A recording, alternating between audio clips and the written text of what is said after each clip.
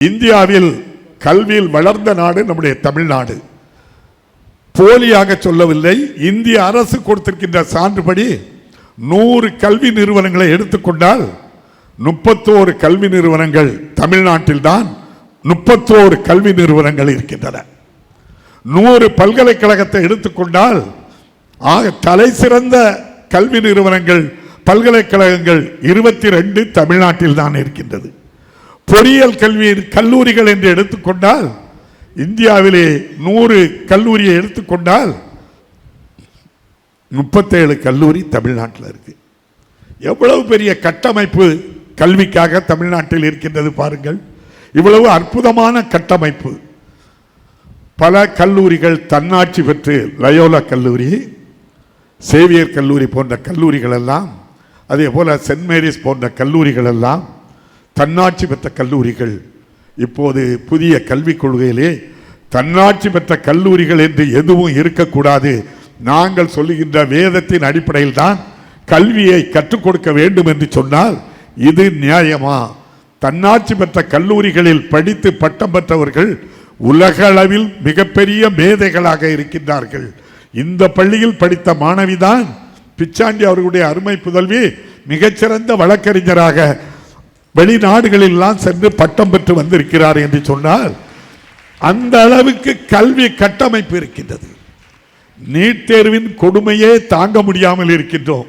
12 ஆண்டு காலம் படித்து முடித்தவர்களுக்கு மீண்டும் ஒரு தேர்வு வைத்து அது ஒரு தனியாரிடம் தேர்வு எழுதுவதற்கு அந்த தேர்வை நடத்த சொல்லி பல கோடி ரூபாய் அவர்கள் அதன் மூலம் லாபம் ஈட்டி வேண்டியவர்களுக்கு கிரேஸ் மார்க் என்று சொல்லி போட்டு ஒட்டுமொத்த சமுதாயத்திலும் அவர்கள் ஒரு குறிப்பிட்ட சமூகத்துக்காக அந்த தேர்வை நடத்தி மடைமாற்றம் செய்வதைத்தான் நாம் தாங்க முடியாமல் மாண்புமிகு முதல்வர் அவர்கள் தம்பி உதயநிதி அவர்கள் கையெழுத்து இயக்கத்தை நடத்தி பல கோடி கையெழுத்துக்களை வாங்கி மத்திய அரசுடைய கவனத்திற்கு கொண்டு சென்றிருக்கின்றார் நம்முடைய உதயநிதி அவர்கள், விளையாட்டுத்துறை அமைச்சர் அவர்கள். காரணம், அந்த நீட் தேர்வினால் அவ்வளவு துன்பத்தை தாங்க முடியாமல் இருக்கின்ற நமக்கு இப்போது ஒன்றை சொல்லி இருக்கின்றார்கள். நீங்கள் கலைக்கல்லூரியிலே படிக்க வேண்டும் என்றால் பக்கத்தில் இருக்கின்ற பல கல்லூரிகளில் நம் வீட்டிலே சாப்பிட்டு சென்று பள்ளியில் படித்தது போன்று அங்கு போய் கல்வியிலே படிக்க செல்வோம், கல்லூரிக்கு படிக்க செல்வோம், பட்டம் படிக்க செல்வோம். பட்டம் படிப்பதற்கு நாம் ஊக்குவிக்கப்பட்டிருக்கின்றோம்.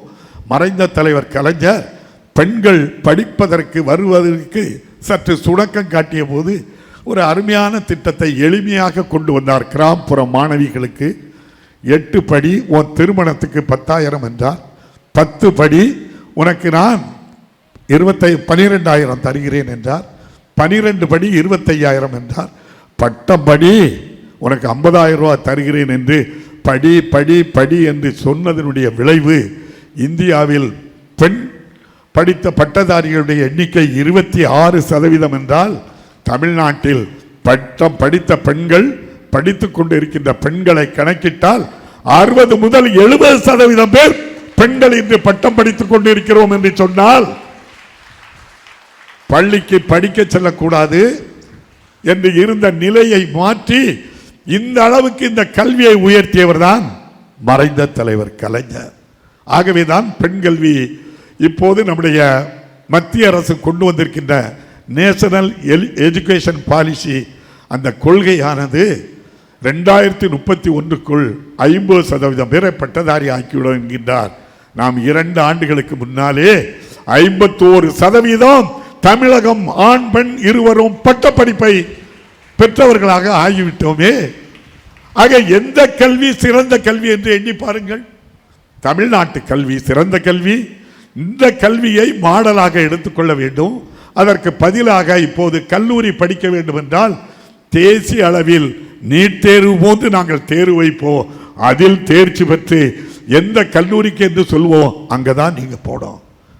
நம்ம வீட்டில் சார்ந்தோம் பக்கத்தில் இருக்க கல்லூரிக்கு நீங்கள் படிக்கலாம் என்று எண்ணி விண்ணப்பித்து சென்ட் மேரிஸ் அல்லது நம்முடைய லயோலா கல்லூரிக்கு விண்ணப்பித்து நாம் படிக்க போகலாம் என்று கனவோடு இருப்பீர்கள். உங்கள் தேர்வு முறையாகவும் வைக்க மாட்டீர்கள். அதில் நீட்டே உதாரணம். அதன் மூலம் உங்களுக்கு கிடைத்திருக்கிறது குஜராத்து உத்தரப்பிரதேசம் பீகாருக்கு போங்கள் என்று சொன்னால் நம் பிள்ளை படிக்க முடியுமா? அப்போ அதனுடைய நோக்கம் என்ன? நம்மை மட்டம் தட்டுவதற்காகத்தான் இது.